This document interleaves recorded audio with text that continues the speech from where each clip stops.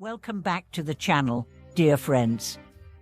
I'm truly grateful that you're here with us again, sharing space in this quiet corner of the internet where we explore truth, wisdom, and the sacred mysteries of life. Today, we are going to go straight to the heart of something that every seeker, every spiritual practitioner, every sincere human being eventually asks: what is real spiritual practice? Not just in form, but in essence. Not just in action, but in being. Not just in belief, but in direct experience. In this age of information, it's easy to confuse external rituals with inner realization. It's common to assume that practicing spirituality means going to temples, reciting prayers, lighting incense, or wearing symbolic beads. And while all of these may have their place, they are not the essence. Today we are going to dig deep beneath the symbols, beneath the surface, to uncover what it really means to walk the spiritual path. Let's start by naming something uncomfortable. Many people go through the motions of practice without ever truly touching its heart. They may chant thousands of mantras, attend endless teachings, even take vows and precepts, and yet feel no closer to the peace, clarity, or liberation they seek. Why? Because the true essence of practice is not found in repetition or accumulation. It is found in presence, in insight, and in transformation. Imagine a person lighting incense every morning before a statue, but while doing so, their mind is filled with resentment, judgment, or anxiety. The form is correct, but the heart is closed. The action is performed, but the being remains unchanged. This is the spiritual trap of form without essence. On the other hand, imagine someone sitting quietly on a park bench, eyes closed, breathing deeply. They are not reciting anything. They are not holding beads. But inside, they are awake. They are watching their thoughts with clarity. They are breathing with awareness. They are present. In that moment, they are closer to true practice than someone following ritual without attention. Real practice begins when we shift our attention from the outside to the inside, when we stop trying to change the world and begin exploring the self, when we stop trying to become someone else and start discovering who we really are underneath all our conditioning, fears, desires, and illusions. At its deepest level, practice is about truth. Not dogma, but direct, living truth. The kind you taste in silence, the kind you meet in suffering, the kind that doesn't need to be explained, because it is simply known. And the gateway to that truth is what I call the real experience of being alive. Have you ever had a moment where everything stops? A moment where the mind is silent, the heart is open, and you feel completely present? Maybe it happened while watching a sunset, or holding a newborn, or sitting in deep meditation. In that moment, you're not chasing, you're not resisting, you're not analyzing. You're simply being, and in that being, there is peace, there is clarity, there is something sacred. That moment, that experience, is the doorway to real practice. The question is, how do we live from that space? How do we return to it, again and again, even when life gets noisy, chaotic, or painful? First, we need to understand that practice is not an escape. It is not about avoiding the world. It's not about pretending life is always beautiful. It's about learning to meet life as it is, with awareness, with compassion, with presence.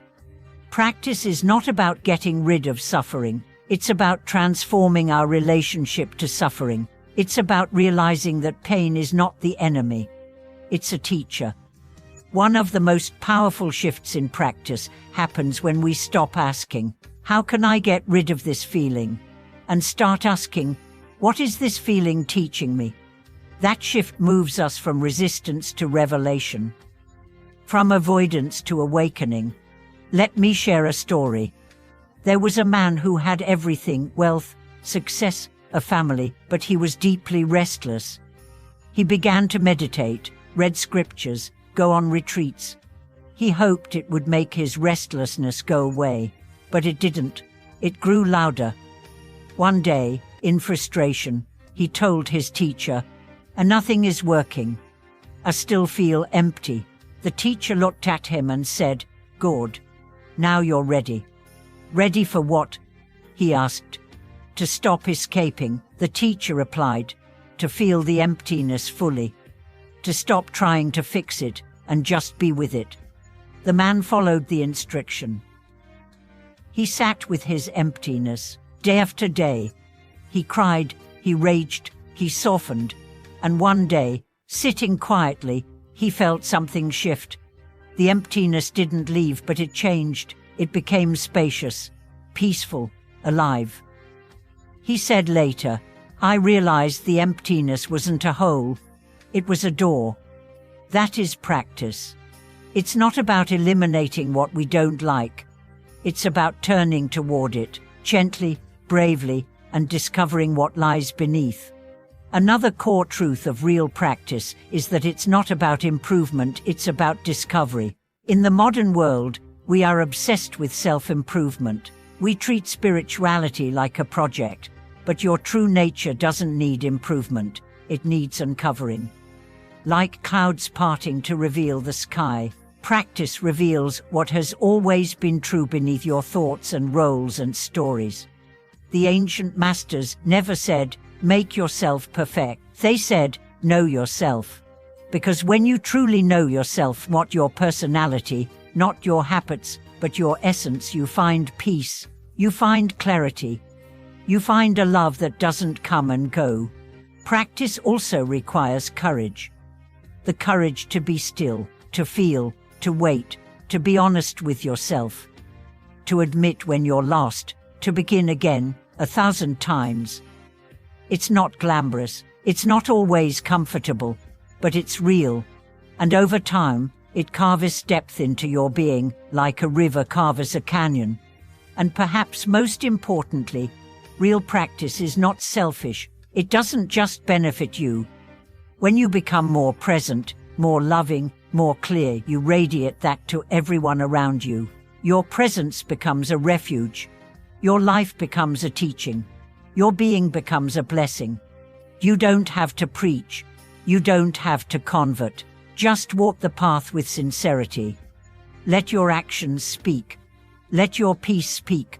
Let your joy speak.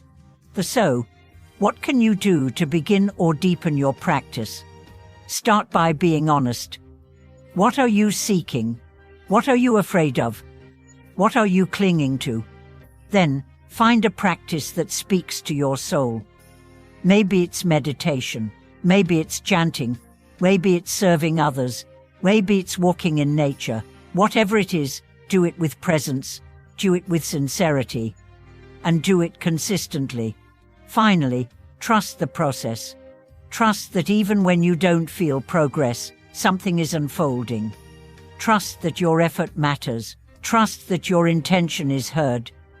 And trust that the truth you are seeking is already within you, waiting to be remembered. Thank you so much for watching this video. I hope it sparked something in your heart, something real.